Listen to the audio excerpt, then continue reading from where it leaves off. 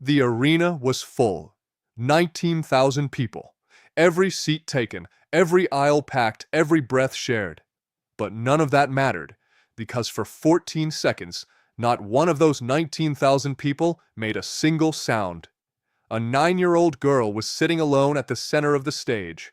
White dress, brown pigtails, white socks pulled up to her knees. And in her lap, a purple guitar with a crack running clean down the lower body, one tuning peg missing, the strings worn thin as a whisper. She wasn't looking at the crowd. She wasn't looking at anything most people could see. Her eyes were fixed on a place somewhere between the guitar and the floor. Her right hand hovered over the strings, still, waiting. The purple spotlight above her caught the crack in the guitar and threw its shadow long across the stage. In the wings, hidden from the crowd, stood a man in a purple suit. Silver buttons down the lapels. Heels that added 3 inches to a frame that already commanded every room it entered. His hand was flat against the concrete wall. His jaw was tight. His eyes were red at the edges, and that was something nobody in that building had ever seen before. The stage manager leaned toward him. "Sir, the segment's over. We need you out there." The man didn't answer. He didn't turn. He kept his eyes on the little girl in the spotlight. Then, very quietly, he said one word. "Wait." That word cost him something. You could hear it. What that girl had just played, what she had just cracked open in front of 19,000 strangers, had reached inside the most untouchable performer alive and stopped him cold. But the thing that truly broke him wasn't the music. It was what her mother whispered to him in the hallway 30 minutes before she walked out onto that stage. If you want to understand why Prince couldn't move, you have to go back 14 months, to a small house near Nicollet Avenue, to a kitchen light burning at 2 in the morning, and to a little girl who had stopped speaking to the world, but had never stopped listening to it. If this story is already pulling at something in you, hit subscribe and stay with it. What happens next will change the way you hear this song forever. Prince would learn the full truth about that guitar tonight. And when he did, he would walk past the stage entrance, past the green room, past everyone calling his name, and sit down alone on a cold concrete step in an empty corridor. He would stay there for 30 minutes. When someone finally found him, he said 5 words. 5 words that explained everything, and that Diane Holloway still cannot repeat without her voice breaking 30 years later. Minneapolis, August 1982. A small house near Nicollet Avenue. The kitchen light was the only one still burning at 2 in the morning. Diane Holloway sat at the table, in the same clothes she'd worn to work. A school report lay open in front of her, with one sentence circled in blue pen, circled so many times the ink had gone through the paper. Lily demonstrates increasing nonverbal episodes under social stress. Specialist evaluation strongly recommended. Lily was 8 years old. Brown pigtails, white socks she insisted on wearing even through summer because bare floors felt wrong beneath her feet in ways nobody had ever bothered to understand. She didn't speak in full sentences to strangers. She didn't hold eye contact. When a room got too loud, she would press both palms against her ears and rock, slowly, steadily, until the world quieted or she found her way back to herself. Her teachers used words like difficult, withdrawn, unreachable. Diane had stopped correcting them. She didn't have the energy left. What nobody understood was that Lily wasn't absent. She was somewhere else entirely, tuned to a frequency the rest of the room simply couldn't pick up. There was one thing that pulled her back. In the cabinet above the refrigerator sat a guitar. Purple, paint chipped along the edges, a crack running down the lower body where it had struck the wall the night Lily's father walked out and never came back. He had left when Lily was 3, left his coat, his coffee mug, his name on the lease, and this guitar, thrown in the last furious moment of a life that no longer fit him. Diane had never touched it. To her, it was the shape of everything that had collapsed. But Lily found it At 5 years old, the way children always find the exact things adults are trying to protect them from, she climbed the counter, pulled it down with both arms, and carried it to her bedroom floor. It had not gone back in the cabinet since. Then, one September evening, Diane heard something come through that bedroom door. A melody. Slow and certain and completely intact. She turned off the faucet, walked down the hallway, pushed the door open. Lily was sitting cross-legged on the bed, eyes closed, fingers moving across the strings with a certainty that had no business existing in the hands of a child who had never had a single lesson. The song was Purple Rain, note for note, every phrase exactly where it belonged.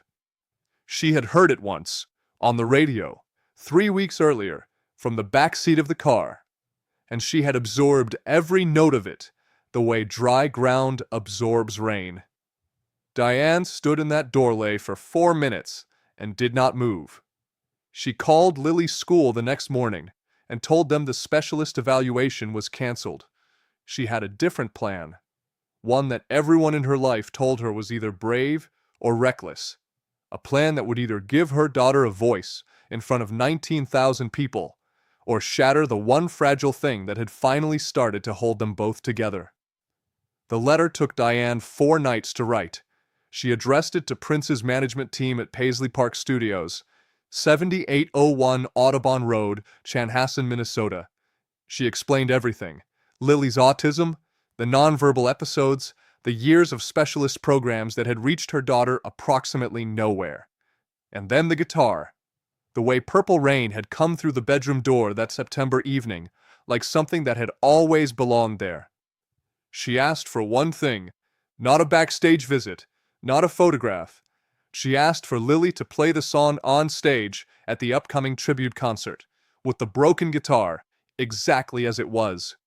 She sealed the envelope and mailed it on a Tuesday. 3 weeks later, a reply came back. 1 paragraph, company letterhead. The signature belonged to Gerald Moss, Senior Production Manager, Target Center Events. The paragraph was polite in the way that locked doors are polite. It acknowledged the letter. It wished Lily well. And it closed with a sentence Diane would remember word for word for the rest of her life.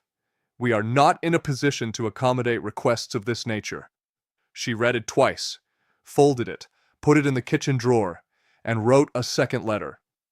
Gerald Moss received 7 letters from Diane Holloway over the following 5 months. He was not a cruel man.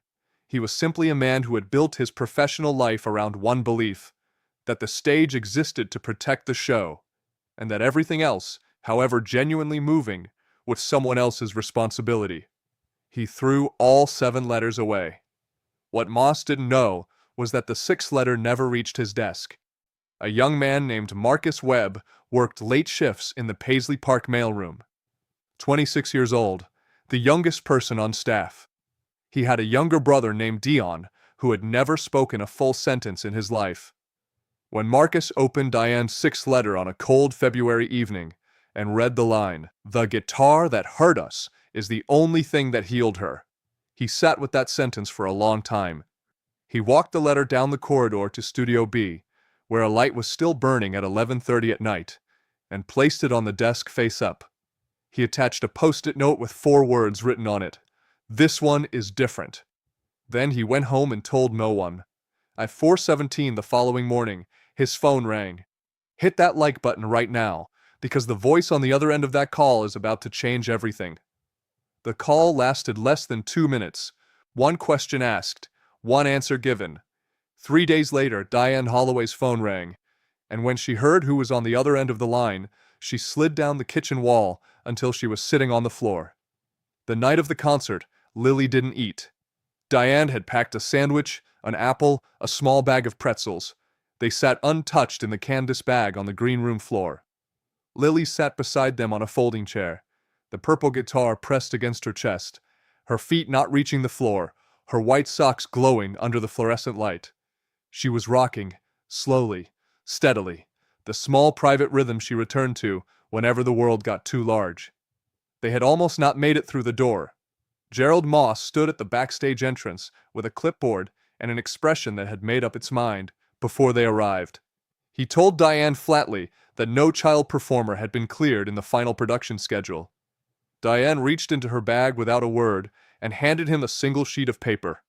Moss read it. His eyes moved to the bottom where a signature sat in purple ink. He stepped aside and said nothing.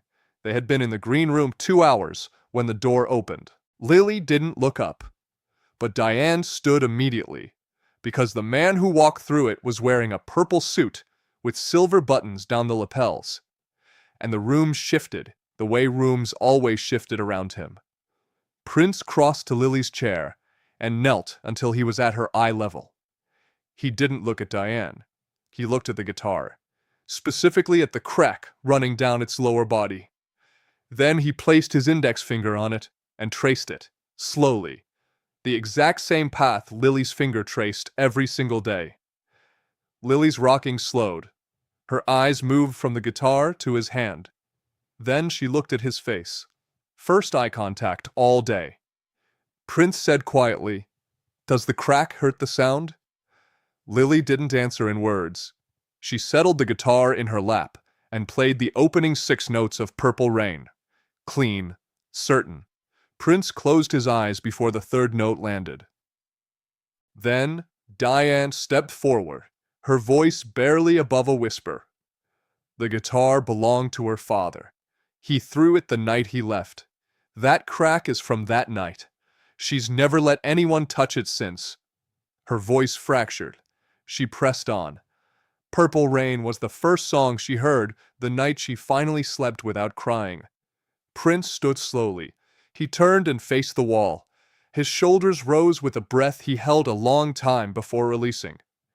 When he turned back, his eyes were red at the edges, and he looked at Lily with something that wasn't pity or admiration. It was recognition, like finding a mirror in a place you never expected one. "You're playing tonight, on my stage, with that guitar exactly as it is. Don't fix the crack. Don't tune it. Don't change one single thing." He paused. Broken sounds truer tonight. 40 minutes later, Lily walked into the purple spotlight alone. The first note came out slightly flat from the missing tuning peg, fragile, irreplaceable. Row by row, 19,000 people went silent. When the bridge came, her fingers stumbled. She stopped. 1 second, 2, 3. Then she started again, slower, and played it all the way through. In the wings, Prince slid down the wall until he was sitting on the floor. Nobody said a word. They just watched a 9-year-old girl finish the hardest part of a broken song. The final note trembled above the stage. Then the silence broke, not into applause exactly. Prince stood up, straightened his jacket, walked toward the stage entrance, and walked straight past it. Past the green room, past everyone calling his name, down to a concrete step in an empty corridor where no one was waiting. He stayed there 30 minutes. When Marcus finally found him, Prince looked up and said 5 words. 5 words that explained everything. Why the song was written, why he changed his mind, and why it had never actually belonged to him at all. Marcus found him on the 3rd step of a concrete stairwell behind the production corridor. Forearms on his knees, purple jacket catching the fluorescent light. The arena noise, applause, announcements, 19,000 people, was a distant vibration from another world. Marcus sat beside him and said nothing. He was smart enough to know that some questions are just interruptions wearing a concerned expression. He waited. Prince looked at the floor for a long time. Then he said 5 words. "I wrote it for her." Marcus let the words settle between them on the concrete. "My mother left when I was 7, Prince said." His voice was level, unhurried, the voice of a man who has carried something so long it no longer feels heavy, just permanent. "I wrote Purple Rain trying to reach her. Every time I played it, I thought I was playing it for everyone in the room. But I wasn't. I was playing it for one person who was never there." He paused. "That little girl tonight, she was playing it for her father, the same way I was playing it for my mother. That's why I couldn't move. I wasn't watching a performance. I was watching myself. 30 years ago. Neither of them spoke after that for a while. Down the corridor in the green room, Lily had climbed off the chair and was sitting cross-legged on the floor, the guitar across her lap, one hand flat against the cracked body. Diane sat beside her, with her back against the wall. They weren't talking. They didn't need to. Then Lily turned and looked at her mother. Fully, directly. She said, in the clearest voice she had used outside their home in 3 years, "I played good, Mom." 3 words. Diane couldn't answer. She pulled her daughter close, and Lily, who didn't always tolerate being held, who sometimes pulled away from touch the way people pull away from heat, leaned in, all the way in. In the hallway, Gerald Moss stood with his clipboard at his side. He had watched from the production booth. He had watched the crowd go silent. He had watched a 9-year-old play through a broken song while a man in a purple suit slid down a wall. He stood in the green room doorway. Diane looked up. Their eyes met. Moss said, "I was wrong." Nothing more. He turned and walked away, and the sound of his footsteps faded down the corridor.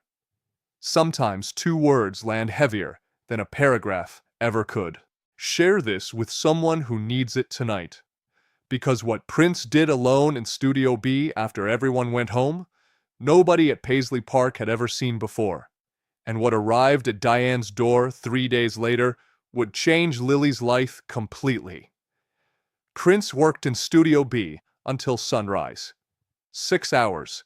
No band, no collaborators, just a man at the board settling a debt he'd been carrying a long time. 3 days later, a padded envelope arrived at a small house near Nicollet Avenue. No return name, just a Minneapolis postmark and Diane's address in handwriting she had never seen before. What was inside would take her completely off guard, and the note folded inside it would put her on the kitchen floor.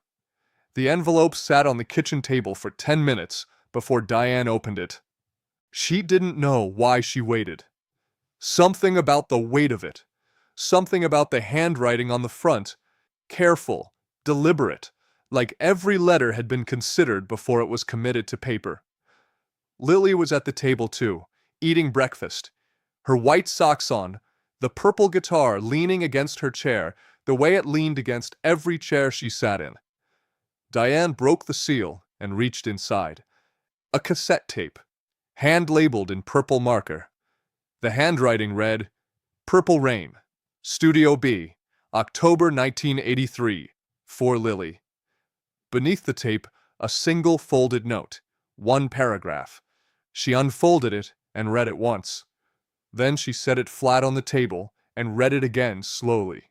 The way you read something when your brain refuses to process it at full speed. Lily played my song the way I wrote it. Not for a crowd, for one person. She reminded me why I started. Give her the broken guitar and tell her never to fix it. Broken instruments play the truest notes. She'll understand that someday. Maybe she already does. Diane looked up at Lily. Lily was looking at the cassette tape. She reached across the table, picked it up with both hands, and held it the way she held the guitar, like something that had always been hers and had simply taken a long time arriving. 3 days after that, a woman named Dr. Karen Webb called. She was a music therapist in Minneapolis who specialized in working with children on the autism spectrum. She explained that her entire 6-month program had been anonymously funded on Lily's behalf. She asked when they can start. Diane pressed her hand flat on the kitchen table to steady herself. Outside, Minneapolis was doing what Minneapolis always does in October, going gray and cold and quietly on. But inside that kitchen, something that had been broken for a very long time was deciding, without any announcement, to hold. Lily completed Dr. Webb's program in 4 months, 2 months ahead of any child Webb had worked with in 11 years of practice. But there is one part of this story that Diane never shared publicly, Not in interviews, not to friends, not to the journalists who called after word got out. A secret she kept between herself and one other person for 30 years, until the April morning in 2016 when she turned on the radio and heard the news, and understood that if she didn't tell it now, it would die with the only other person who knew it. When Prince died on April 21st, 2016, Diane Holloway gave one interview. Not to a national outlet, not to a television network, to a small Minneapolis paper that had covered their neighborhood for 40 years. In it, she revealed what Prince had said to her privately in the hallway outside the green room. Before Lily walked onto that stage, before the spotlight, before any of it, he had told her, "I almost said no. Gerald showed me the paperwork, and I turned it down. Then I read your letter again at 3 in the morning, and I found the line. The guitar that hurt us is the only thing that healed her. I've been trying to write that sentence my whole life. That's why I changed my mind." The instrument of the worst night of their lives had become the only door that opened. Lily Holloway is in her late 40s now. She lives in Minneapolis. She is a licensed music therapist who works exclusively with children on the autism spectrum. The cracked purple guitar hangs on the wall of her therapy room. Every child who asks about it, it's the same answer. Quiet, certain, without hesitation. It sounds better broken. And on the wall beside it hangs a photograph, a stage, a purple spotlight, a girl in white socks with a cracked guitar in her lap, and 19,000 people behind her, all of them silent, all of them held by something they couldn't name but couldn't let go of either. Some songs were never written for everyone. They were written for one person and somehow found their way to all of us. If this story moved you, leave a purple heart in the comments. And if you know someone who sees the world differently than the rest of us, share this with them tonight. Because sometimes the most broken instrument in the room plays the truest song. The next story is already on your screen.